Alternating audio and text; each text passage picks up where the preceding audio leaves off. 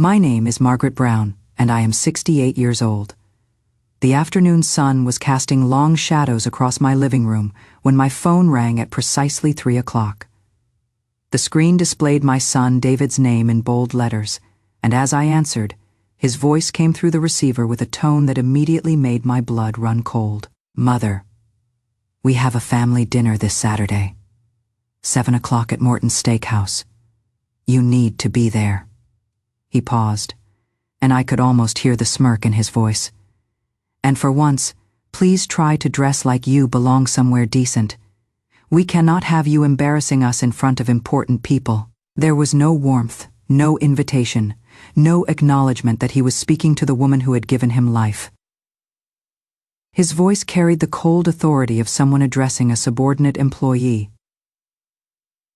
Perhaps even less respectfully than that. I keep thinking about how this could happen to anyone, anywhere. I'd love to hear your thoughts. Drop a comment. And let me know where you are watching. Our global community always brings such fresh perspectives. And if you are enjoying these stories, hit subscribe for more narratives that challenge the mind. But let me bring you back to what happened next.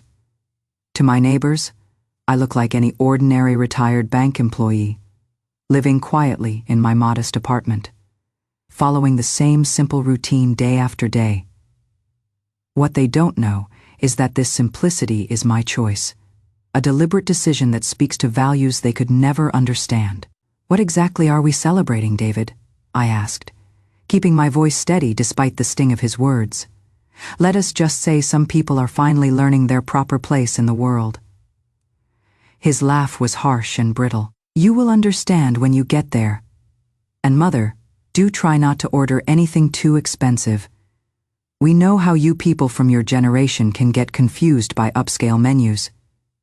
The phrase, "you people from your generation," hit me like a slap across the face.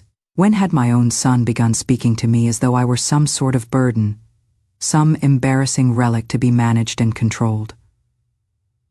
"I will see what I can do about my schedule," I said carefully. "Oh, you will be there," David replied with absolute certainty. "After everything we have done for you, after all the patience we have shown with your little eccentricities, the least you can do is show up when your family needs you to play your part." The line went dead before I could respond, leaving me staring at my phone and wondering when exactly my son had transformed from the boy I had raised into this cruel stranger who spoke to me as though I were his personal servant. Saturday evening arrived with the crisp clarity of autumn, and I took extraordinary care in selecting my finest outfit from a wardrobe that spoke to decades of careful curation. I chose a pearl gray dress that I had purchased nearly 8 years ago, but which, through meticulous care and attention, still looked as elegant as the day I first brought it home. Around my neck, I fastened the pearl necklace that my mother had left to me, a strand of lustrous South Sea pearls that caught the light with a warmth that spoke of generations of careful preservation. Though Sandra had made it abundantly clear that she considered the style hopelessly outdated, these pearls represented something far more valuable than fashion to me. In my purse, I carried a carefully wrapped gift, an embroidered jewelry box containing a check for $1,000, written in my finest penmanship. What I could not have known was that this entire evening had been orchestrated as an elaborate trap, carefully designed with me as the unwitting prey. Morton's Steakhouse stands as one of the city's most prestigious dining establishments, renowned throughout the metropolitan area for its succulent lobster, premium Wagyu beef, and expertly crafted cocktails that have been perfected over decades. With an average dinner cost exceeding $200 per person, it represents the pinnacle of fine dining luxury. The irony was not lost on me that my own restaurant empire, built through years of careful investment and shrewd business decisions, represented Morton's most formidable competition in the local market. Of course, David remained completely unaware of this particular detail of my financial portfolio. When I arrived at the appointed time, I found David pacing restlessly in the waiting area like a caged animal. He was impeccably dressed in what I recognized as a custom-tailored Armani suit, his hair styled with the precision of a man who spends considerable time and money on his appearance. Upon seeing me, his face registered no warmth, no genuine pleasure at my arrival. Instead, He offered a perfunctory nod that one might give to a business associate. "Mother, thank you for making the effort to join us this evening. We have reserved a private dining room for the occasion." A uniformed server led us through the restaurant's elegant corridors to an exquisitely appointed private dining room. The long mahogany table was dressed in crisp, white linens that had been pressed to perfection, and upon its surface sat 8 complete place settings of the finest bone china, each accompanied by crystal wine glasses that sparkled under the chandelier's warm light, and silverware that had been polished to a mirror finish. All except for one place setting, my place setting. Before my designated chair lay nothing but empty mahogany. No plate, no glass, no silverware. Not even a simple napkin to suggest that I was expected to participate in the evening's dining experience. I took my seat in silence while David behaved as though this glaring omission was entirely normal, commenting casually, "Mother, this is your spot. We have already taken the liberty of ordering for everyone else." Within moments, an army of servers began to parade into the room, presenting what could only be described as a feast fit for royalty. 8 plates of lobster thermidor appeared before the other guests, the golden cheese bubbling atop succulent lobster meat that filled the room with an aroma that made my mouth water despite the circumstances. This was followed by 8 perfectly grilled ribeye steaks, each cooked to individual preference and garnishing plates that cost more than most people's weekly groceries. Several bottles of 1995 Chateau Pichon Longueville were ceremoniously opened, the deep burgundy wine poured into crystal glasses with the reverence reserved for liquid gold.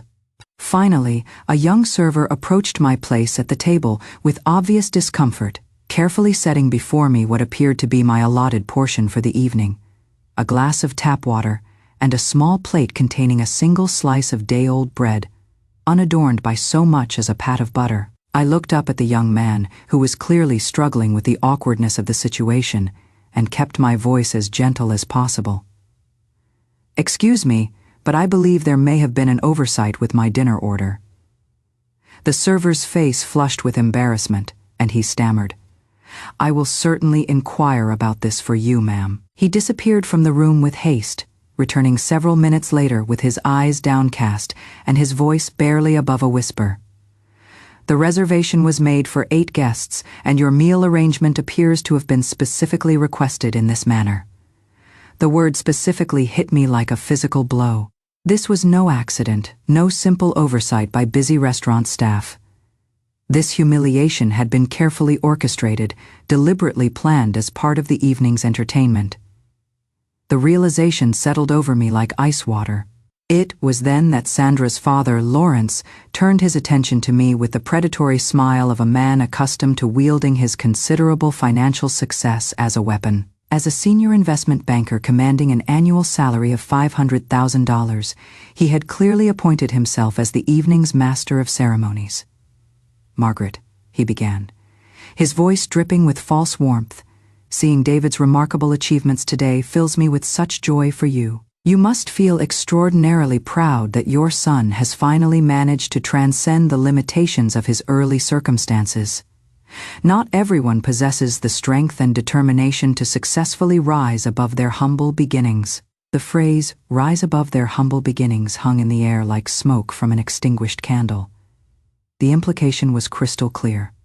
My background, my history, represented something shameful that needed to be overcome and left behind. Sandra immediately seized upon her father's opening, lifting her wrist with practiced elegance to display the $12,000 Rolex that adorned it. "You know, Margaret, David has finally begun to understand what true quality really means. This timepiece costs more than most people's automobiles. When you grow up in more modest circumstances, it becomes difficult to recognize what truly matters in life." She then gestured toward the $15,000 Hermès Birkin bag that sat beside her chair like a designer trophy. This handbag was crafted entirely by hand by French artisans, each one requiring 6 months to complete. It represents a level of craftsmanship that most people will never have the opportunity to experience or appreciate. My apartment, which through the simple passage of time and neighborhood gentrification now carried a market value of $850,000, had somehow been transformed in her narrative into a symbol of poverty and limitation. "That is precisely why we are so absolutely thrilled with our new home," she continued, her voice rising with excitement at the opportunity to display her material acquisitions. $2.8 million for an oceanfront property with an infinity pool and complete smart home technology throughout. David is finally living the life he has always deserved. I gazed down at the ice slowly melting in my water glass and touched the slice of bread that was already beginning to harden around the edges. Politely, I signaled for our server's attention. "Excuse me, would it be possible to get a small portion of butter for my bread?" The server was about to nod his agreement when Sandra interrupted with the tone of a teacher correcting a particularly slow student. "Actually, Margaret, you should understand that butter has been completely eliminated from sophisticated dining experiences. The current trend emphasizes restraint and minimalism. Butter is simply too common, too domestic for establishments of this caliber." Lawrence nodded his enthusiastic agreement. "Absolutely correct. Modern French cuisine has entirely abandoned butter in favor of more refined approaches. I knew this to be an outright fabrication. Any truly fine dining establishment would proudly offer the finest cultured butter as a matter of course. But I said nothing, simply observing them with the detached interest of an anthropologist studying an unfamiliar species. Sitting beside me was my granddaughter Sophia, who had once been my most devoted companion during family gatherings. Now, at 9 years old, she wrinkled her nose in distaste as she examined my pearl necklace, asking in a voice loud enough for the entire table to hear, "Mommy, why does Grandma always wear such old-fashioned jewelry?" Sandra reached over to stroke her daughter's hair with maternal affection, but her response was delivered at a volume clearly intended for the entire table's consumption. "Sweetheart, that is simply because Grandma grew up in a time when people did not have access to the beautiful things that we are fortunate enough to enjoy today. It is not her fault that she simply does not understand the difference." My heart sank as I watched Sophia, the little girl who had once dissolved into giggles when I read her bedtime stories, now regarding me with a mixture of pity and condescension that she had clearly learned from her parents. They had succeeded in their mission. They had transformed her into one of them. At that moment, Lawrence's telephone chimed with an incoming notification. He glanced at the screen, and his eyebrows rose with apparent interest. "Margaret, I have just received a fascinating news alert. Your local restaurant empire, the one that owns 3 establishments in this area, has just achieved the remarkable feat of earning Michelin 2-star ratings for all 3 properties simultaneously. Quite an extraordinary accomplishment. Do you happen to know anything about who owns these restaurants?" The private dining room fell into a silence so complete that the distant sounds of the kitchen seemed to echo like thunder. Every pair of eyes at the table turned toward me with laser focus. David's complexion had taken on a distinctly pale quality, and I could see the muscles in his jaw working as he struggled to maintain his composure.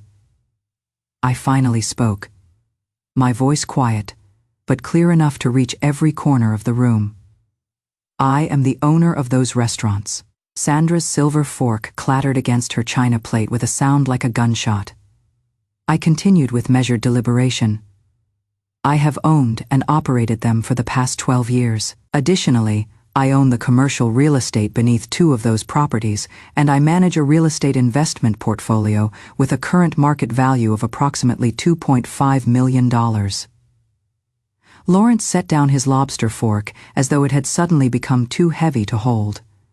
David attempted to interrupt with growing desperation. "Mother, I really do not think this is the appropriate time or place to discuss." I raised my hand in a gesture that brooked no argument, and he fell silent immediately. "Furthermore, I have maintained detailed records of exactly how every single dollar I have given you has been spent. Every dollar, every cent, every transaction. I retrieved my telephone from my purse and opened a meticulously organized spreadsheet that I had prepared weeks earlier, complete with color-coded categories and cross-reference documentation. Over the past 3 years, I have transferred a total of $131,500 to you and Sandra. Allow me to provide you with a detailed accounting of where that money actually went. I began to read from the screen with the precision of a forensic accountant. $8,500 listed as emergency vehicle repairs was actually used to pay for Sandra's Botox injections and dermal filler treatments at the Beverly Hills Aesthetic Center. The silence in the room grew heavier with each revelation. $22,000 designated for critical home renovations was actually spent on hiring an interior designer to redecorate your living room with furniture from Restoration Hardware. Sandra's face had drained of all color, her expensive makeup now appearing almost theatrical against her pale skin. $15,000 described as a promising investment opportunity was actually the cost of your week-long skiing vacation in Aspen, including lift tickets, equipment rental, and accommodations at the St. Regis Resort. David's hands were now gripping the edge of the table so tightly that his knuckles had turned white. $12,000 supposedly for Sophia's educational enrichment program was actually for a summer camp that you enrolled her in but never sent her to, keeping the money for other purposes. I paused, looking around the table to ensure that every word was being absorbed. And finally, $52,000 in various temporary loans that you never had any intention of repaying. I looked up from my telephone to survey the faces around the table, each one a portrait of shock and growing horror. I have retained copies of every bank transfer, screenshots of every text message requesting money, and photographic evidence of how these funds were actually used, because Sandra documented every purchase and vacation on her Instagram account. I turned my telephone screen toward them, scrolling through a carefully curated collection of Sandra's own social media posts, her post-surgery selfies celebrating her cosmetic enhancements, her glamorous photos from the Aspen slopes, professional photographs of their newly redesigned living space. Each image represented irrefutable proof of their deception. Lawrence's face had transformed from its earlier smugness to something approaching genuine alarm. I had absolutely no idea that David's financial situation was so precarious. David's financial situation is not precarious, I corrected him with surgical precision. Mine has been compromised because I allowed myself to be manipulated into subsidizing a lifestyle that my son and his wife could never afford on their actual income. David earns $320,000 annually. Sandra earns $85,000. Yet they spend money as though they have a household income of $600,000. The difference has been coming from my accounts, month after month, year after year. This is completely unfair. Sandra's voice rose to nearly a shriek. We have legitimate expenses. We have a lifestyle to maintain. Indeed you do, I replied calmly.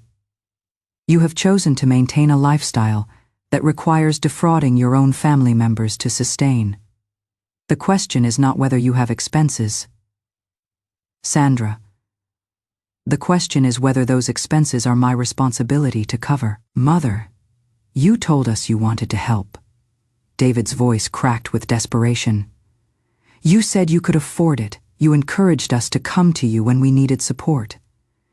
David, I can afford many things, I said, looking directly into his eyes with the steady gaze I had once used to command respect in board meetings. What I cannot afford, and will no longer tolerate, is being lied to, manipulated, and treated as nothing more than an automated cash dispensing machine. That is what you have been doing to me. And tonight's performance was simply the culmination of 3 years of escalating disrespect. The remainder of the evening passed in a fog of uncomfortable silence. The other guests picked at their expensive meals without appetite, while I sat quietly sipping my water and nibbling at my bread. When the server brought the check, totaling over $1,600, every eye at the table turned expectantly toward me. For 3 years, I had been the automatic solution to every financial burden they encountered. Instead, I gathered my purse and rose from my chair. David, this was your celebration. I believe the responsibility for tonight's expenses rests with you and Sandra. The panic that flashed across their faces was almost pitiful to witness. They had not anticipated that their primary source of funding might actually expect them to pay for their own extravagances. The aftermath unfolded with the swift efficiency of a well-executed business plan. 2 days later, my attorney Rebecca Walsh contacted David with a formal demand letter. The document was elegantly simple in its requirements.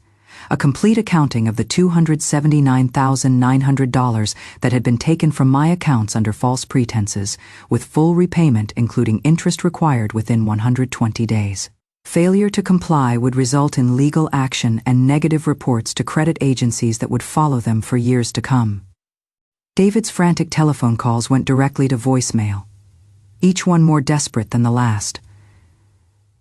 Sandra sent a flurry of text messages that grew, "Please, can we just sit down and talk about this like adults?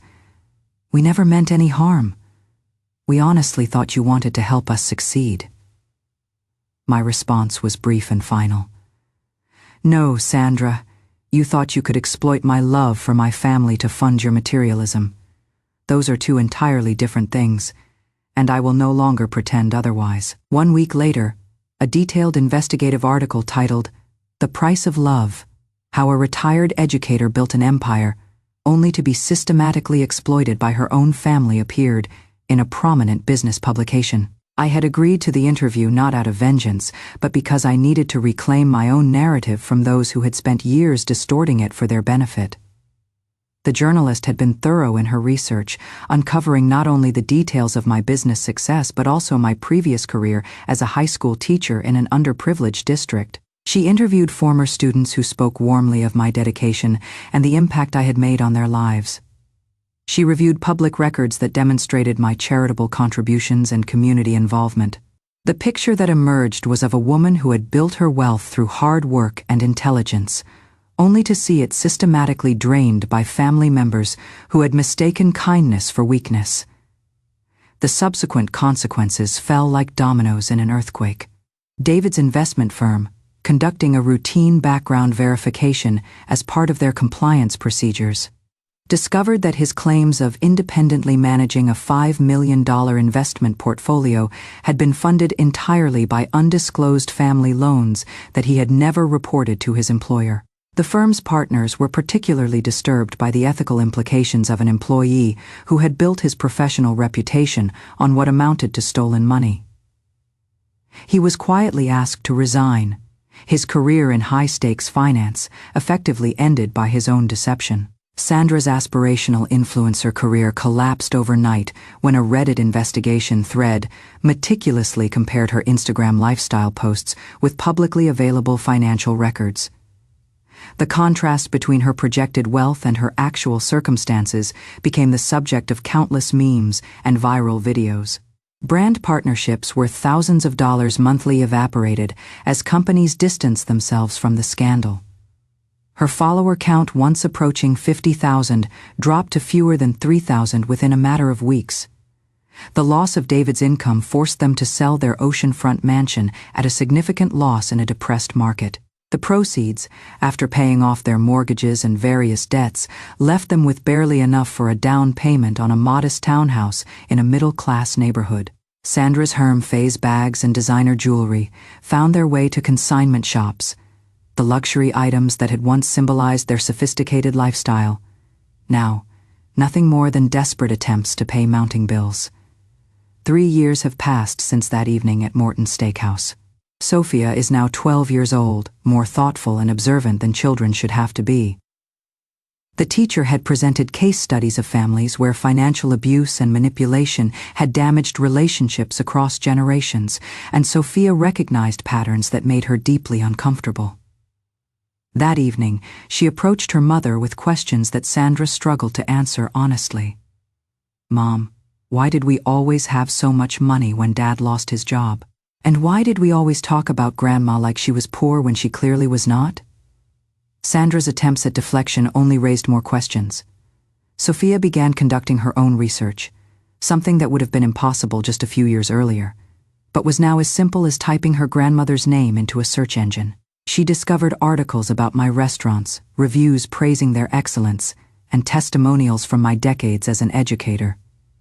She read dozens of comments from former students whose lives I had touched. Mrs. Brown taught me that my dreams were worth pursuing, even when no one else believed in them. She was the first person who ever told me that I was intelligent and capable of great things.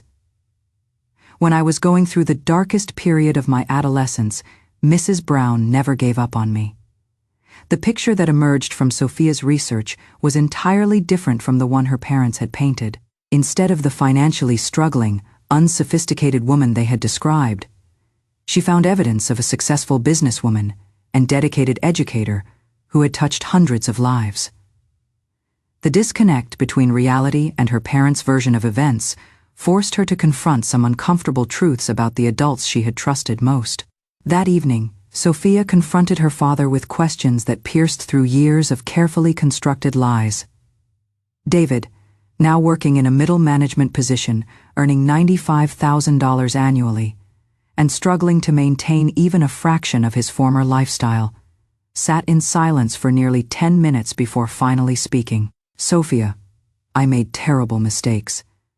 I hurt your grandmother in ways that can never be undone, and I taught you to see her through the lens of my own shame and greed. She deserved so much better from all of us." The conversation that followed was one of the most difficult of David's life. He found himself explaining to his 12-year-old daughter how he had allowed his desire for material success to corrupt his values and relationships. He described the gradual process by which he had transformed from a son who respected his mother into a man who saw her only as a source of funding for his increasingly expensive lifestyle. Sophia listened with the gravity of a child who is being forced to grow up too quickly. When David finished speaking, she looked up at him with tears streaming down her face. "Daddy, do you think she would want to see me? Do you think she could ever forgive me for being so mean to her?" The question hung between them like a bridge that might lead back to something resembling a family. Meanwhile, I had been building a new kind of legacy, one based on genuine connection rather than financial obligation. 6 months after the Mortons incident, I had opened a mentorship center in the building that housed my newest restaurant. Every weekend, I hosted workshops and counseling sessions for young entrepreneurs who possessed ambitious visions but lacked the financial resources to pursue formal business education.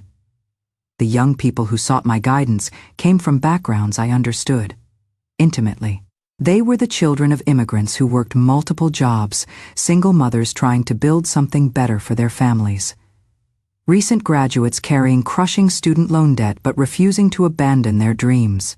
They reminded me of myself at their age, scared but determined, overwhelmed but unwilling to surrender to circumstances.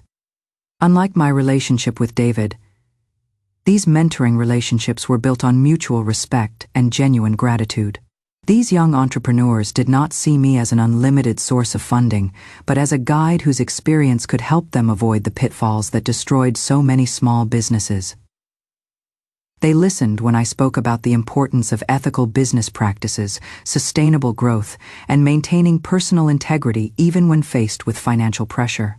One particular Prot Fei Gi Fei, Maria Santos, had captured my attention with her proposal for a catering business specializing in authentic Mexican cuisine. A 25-year-old single mother whose hands were calloused from years of kitchen work, Maria possessed the kind of practical wisdom that could not be taught in business schools. She understood food costs, labor management, and customer service from years of working in restaurant kitchens. What she lacked was the capital and business knowledge necessary to transform her expertise into an independent venture. Over the course of 6 months, I worked with Maria to develop a comprehensive business plan. Together, we analyzed market demographics, calculated startup costs, and identified potential locations for her venture. I introduced her to suppliers who could provide quality ingredients at reasonable prices, and I helped her navigate the complex web of permits and regulations required to open a food service business. When Maria's Cocina opened its doors on a quiet Saturday morning, I was there to witness the culmination of months of planning and preparation. The restaurant was modest, seating only 36 customers, but every detail reflected Maria's commitment to excellence. The walls were decorated with family photographs and Mexican pottery, creating an atmosphere that felt like an extension of someone's home. The menu featured traditional recipes that had been passed down through generations, prepared with ingredients sourced from local farmers and specialty importers. What moved me most was watching Maria interact with her customers. She remembered their names, their preferences, their family situations. When an elderly gentleman mentioned that he was recently widowed and struggling to cook for himself, Maria discreetly sent him home with extra portions. When a young mother arrived with cranky children, Maria's staff entertained them with coloring books while she enjoyed her meal in peace. This was what success actually looked like. I realized, not the empty luxury that David and Sandra had pursued, but the creation of something that genuinely improved people's lives while providing sustainable income for hard-working individuals. As I watched Maria's business flourish, I began to understand that my years of supporting David had not been entirely wasted. They had taught me valuable lessons about the difference between enablement and empowerment, between giving someone what they wanted and helping them become who they were meant to be. This afternoon, I am sitting in the newest addition to my restaurant portfolio, a warm and welcoming establishment located in the heart of a working-class neighborhood where dreams are born from necessity rather than privilege. The lunch rush has just ended, and the dining room is filled with the comfortable sounds of satisfied customers and efficient staff members cleaning up after a successful service. Across from me sits Jennifer Walsh, a 23-year-old recent college graduate whose bright eyes shine with the kind of determination that cannot be taught or purchased. She fidgets nervously with her worn purse strap as she speaks, her voice carrying the slight tremor of someone who has never before asked for help with something so important. Mrs. Brown, I need to be completely honest with you. I cannot afford to pay for business coaching or formal education. I am barely keeping my head above water as it is, working 2 part-time jobs just to pay off my student loans. I smile and shake my head gently, the same gesture I used to make when my own students apologized for circumstances beyond their control. I understand your situation completely, which is precisely why everything I offer here is provided free of charge. I spent decades investing in my son's future, believing that my support would help him become a man of character and integrity. Instead, he learned to see my generosity as weakness to be exploited. I have decided to redirect that investment toward people who understand the difference between opportunity and entitlement. Jennifer's eyes widen with surprise and relief. I don't understand. Why would you help strangers when your own family? Because strangers have not spent years taking advantage of my kindness. I interrupt gently. Because you are here asking for knowledge and guidance, not money. Because you understand that success requires work and commitment, not just financial backing. I study her face, seeing in her expression the same mixture of hope and determination that I once carried as a young woman trying to build something meaningful from nothing. Her business proposal, handwritten in careful cursive on notebook paper, outlines her vision for a bakery specializing in dietary restriction-friendly desserts. She has done extensive research into gluten-free, sugar-free, and vegan baking techniques, recognizing an underserved market in our community. You remind me of myself at your age, I tell her, my voice warm with genuine affection. Scared but determined, overwhelmed but unwilling to give up together. We are going to build something real, something that cannot be taken away or corrupted by greed or ingratitude. As the afternoon sun streams through the restaurant windows, illuminating the faces of a dozen other young entrepreneurs who have gathered for today's session, I feel a sense of purpose that has been missing from my life for too long. These young people do not see me as a source of easy money or a solution to their financial problems. They see me as a mentor, a guide, someone whose experience and wisdom can help them avoid the pitfalls that destroy so many small businesses in their first year of operation. Now then, comprehensive business plan template that I have refined over years of successful ventures. The second rule is never ever allowing anyone to convince you that their wants are your needs. Around the table, notebooks open and pens begin to move as these eager young minds prepare to absorb lessons that my own son was never willing to learn. In their faces, I see the future that I had once hoped to build with David before his values were corrupted by the pursuit of status and material accumulation. This is my real legacy, I think to myself. Not the money that was stolen from me, not the family relationships that were destroyed by greed, but the knowledge and wisdom that I can pass on to those who will use it to build something genuinely meaningful. As I begin the first lesson of the day, my telephone buzzes with a text message. The number is unfamiliar, but the words make my heart skip a beat. Dear Grandma, this is Sophia. Dad helped me find your number. I know I was terrible to you, and I understand if you never want to see me again.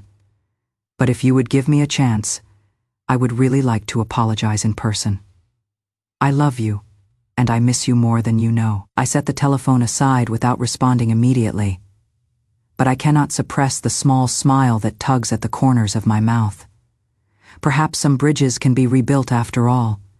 Perhaps some lessons, even the hardest ones, can eventually lead to wisdom and growth. But first, I have work to do. I have young minds to nurture and dreams to help come true. The rest can wait until I have finished building something that will outlast whatever remains of my original family. After all, the best revenge is not just living well, but helping others learn to live well too. That is the end of our story for today. We hope you enjoyed this journey of love and vengeance. We'd love to hear your thoughts and reflections in the comments below. Your insights and perspectives are what make our community truly special. If you haven't already, please subscribe to our channel to stay updated on the next captivating tale from Love Vengeance. Each like and share helps us continue to bring you stories that resonate. Thank you for spending your time with us. Until next time, take care and keep those stories close to your heart.